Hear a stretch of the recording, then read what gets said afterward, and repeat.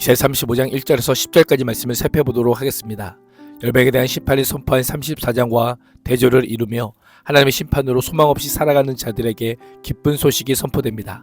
이사야 선지자는 장차야 도래할 메시아 왕국에서 펼쳐질 영광스러운 모습을 예언합니다.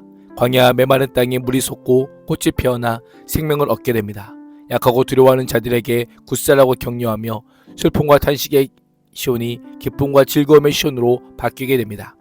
1절과 2절은 기쁨의 선포입니다. 여호와께서는 강대국의 압제 아래 심판의 시대를 사는 유다 백성들에게 구원의 시대의 도리를 알리는 기쁜 소식을 선포합니다. 누구도 생각하지 못한 경이로운 일이 일어납니다. 구원의 날에 사람만 회복되는 것이 아니라 자연도 회복될 것입니다. 광야의 메마른 땅이 기뻐하며 사막이 즐거워서 백합화처럼 피어오를 것입니다. 사막은 풀 한 폭이 없는 불모지를 의미합니다. 그것이 백합화같이 피어 즐거워할 수 있는 비결은 하나님의 은혜의 역사 때문입니다. 백합화는 추운 겨울이 지나고 따뜻한 봄이 오면 팔레스틴 전역이 아름답게 피어납니다. 겨울과 같은 고난의 세월이 지나고 죽었던 땅에 생명이 되살아납니다. 생명체가 살 수 없는 땅에서 생명이 자라나고 슬픔과 탄식만 들렸던 땅에서 즐거움과 기쁨의 소리가 들립니다. 하나님의 은혜가 떠나고 기쁨이 전혀 없어 하나님의 은혜라고 자취를 찾아볼 수 없는 척박한 유다 백성들의 메마른 심령이 변하여 기쁨으로 넘칠 것입니다. 얼마나 기쁘고 즐거운지 꽃들이 만발하고 기쁨에 기어 어쩔 줄 모르고 즐거워서 한호성을 지를 것입니다. 레바논의 영광을 받고 갈멜과 샤론의 아름다움을 얻을 것입니다. 여호와의 영광을 보고 우리 하나님의 아름다움을 보게 될 것입니다.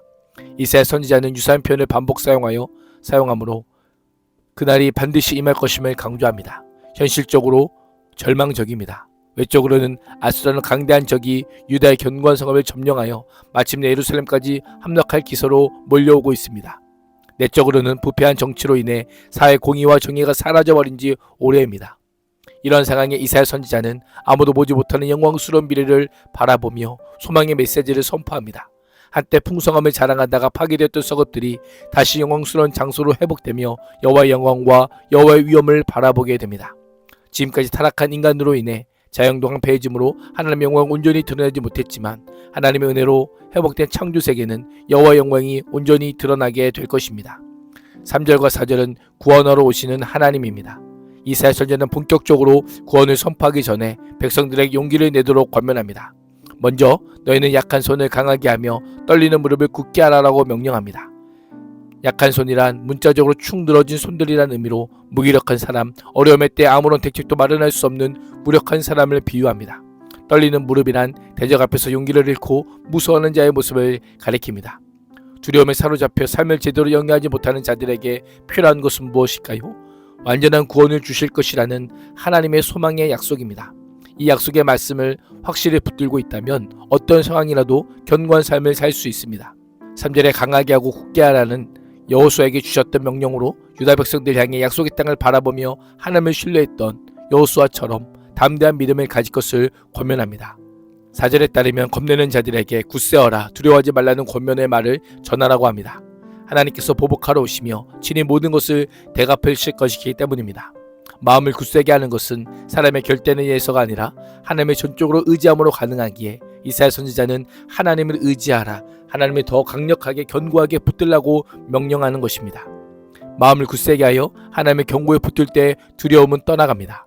하나님께서는 하나님을 의지함으로 그 심지를 견고히 세우는 자를 평강의 평강으로 지키시는 분이십니다. 4절 하반절에 하나님이 오사 너희를 구하시리라는 문자적으로 하나님 바로 그분이 오실 것이다. 그리고 너희를 구원하실 것이다입니다. 하나님께서는 이사야 선지자의 입으로 이미 그날이 여호와께서 복수하시는 날이요 백성의 억울함을 보상해 주시는 날이라고 선포했습니다. 그렇다면 백성들에게 필요한 자세는 바로 그 하나님을 신뢰하며 굳게 의지하는 것뿐임을 알려주고 있습니다. 5절에서 7절은 생명으로 되살아나는 세상입니다. 보복하시고 구원하신 하나님의 노래가 가져올 구원시대의 역동적 회복을 언급합니다. 그때 눈먼 사람의 눈이 밝아지고 귀먹은 사람의 귀가 열릴 것입니다. 이사야 당시는 보아도 보지 못하고 들어도 듣지 못하는 사회였기 때문입니다. 백성들은 하나님의 말씀을 보지 못하고 듣지 못하는 영적으로 매우 무감한 자들이었습니다. 모두 수동형을 사용하여 맹인의 눈이 밝아지고 못 듣는 사람의 귀가 열리는 역사가 전적으로 여호와 하나님에 의해 이루어짐을 묘사합니다. 이 변화는 육체적 변화뿐 아니라 죽음의 자리에서 생명의 자리로 옮겨지는 구원의 총책성을 가리키고 있습니다. 그때에는 다리를 절던 사람이 사슴처럼 뛰고 말을 못하던 혀가 노래를 부를 것입니다. 하나님의 구원사적 계획이 메마른 땅을 비옥한 땅으로 변화시키듯이 저주의 표지 아래 살던 자들이 질병에서 벗어나 구원을 경험하게 됩니다. 이 말씀은 예수님께서 베데스다 연못에서 38년 된 병자를 치료하셔서 걸어가게 하심으로 성취되게 됩니다. 베드로와 요한이 성전 민문에 앉아있는 안진뱅이를 예수 그리스도의 이름으로 치료하여 사슴처럼 뛰게 함으로 응답되었습니다. 광야에서 물이 솟겠고 사막에서 시냇물이 흐를 것입니다. 솟겠고라는 표현은 출애굽 때 광야에서 바위를 쪼개 물이 솟아나게 한 사건을 암시합니다.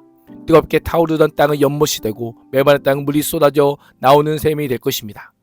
승냥이는 황무지에 사는 대표적인 동물로 성읍의 파괴나 경작지의 황폐를 언급할 때 자주 등장합니다. 승냥이에 사는 황무지가 나일강 삼각주처럼 비옥한 곡식 창고가 됩니다. 이를 통해 황량한 땅이 물이 흐르는 풍요로운 장소요 생명이 넘치는 땅이 될 것임을 알려줍니다. 사람으로는 불가능하던 일이 메시아 대신 예수 그리스도의 사역을 통해 이루어지게 됨을 보여주고 있습니다. 8절에서 10절은 시온으로 올라가는 길입니다. 이사야 선지자는 하나님께서 광야의 사막에 물이 솟아 강물이 흐르게 하시는 목적을 알려줍니다. 강물이 흐르는 광야에 거룩한 길이라 부르는 대로가 생길 것입니다. 여호와께서 은총으로 주신 길이 아무리 큰 길이라 할지라도 모든 사람이 다 지나갈 수 있는 것은 아닙니다. 이 대로의 목적은 분명하지 않지만 아무나 다닐 수 없습니다. 깨끗하지 못한 자와 우매한 맹인은 지날 수 없습니다. 깨끗하지 못한 자는 제의적으로 부정한 자로 1차적으로 이방인을 가리키고 우매한 자는 여호와를 경외하지 않는 자를 가리킵니다. 그 길은 오직 구속함을 입은 자들을 위한 길입니다. 그 길이 거룩하다 불리는 이유가 그 길을 걷는 사람들이 거룩하기 때문임을 암시합니다. 그러나 아담의 범죄 아래 모든 사람은 거룩함을 상실은 부정한 자요 죄인입니다. 그러나 메시아신 예수 그리스도의 보혈의 공로로 죄 씻음을 받아 구원함을 입은 자만이 거룩한 자이기에 이 길을 걸어갈 수 있음을 암시합니다. 광야에 되는 여호와께서 만드시는 길이기에 사자나 사나운 짐승이 다니지 않는 안전한 길입니다.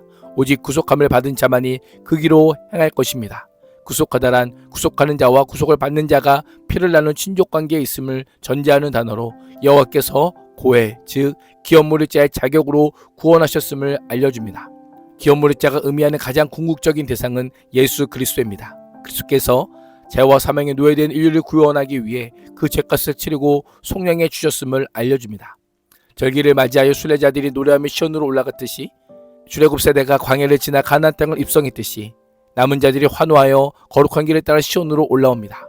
여호와께 속량함을 받은 사람들이 예루살렘으로 돌아올 것입니다.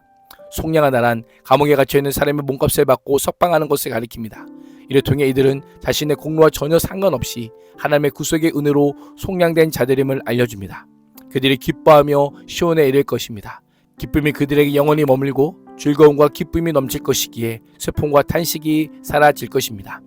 하나님께서 황무지를 비옥한 땅으로 메마른 땅을 생명의 땅으로 저주받은 자를 생명의 자리로 옮기시며 하나님의 하나님 되심을 선포합니다. 오늘도 우리의 삶이 구원하러 오신 하나님의 소망을 드러내는 복된 삶이 될 수 있기를 주님의 이름으로 축복합니다. 기도하겠습니다. 하나님, 메마른 우리 삶에 찾아오셔서 생명과 기쁨으로 회복하시고 우리 삶을 통해 하나님의 소망과 영광이 드러나게 하여 주옵소서. 예수님의 이름으로 기도합니다. 아멘.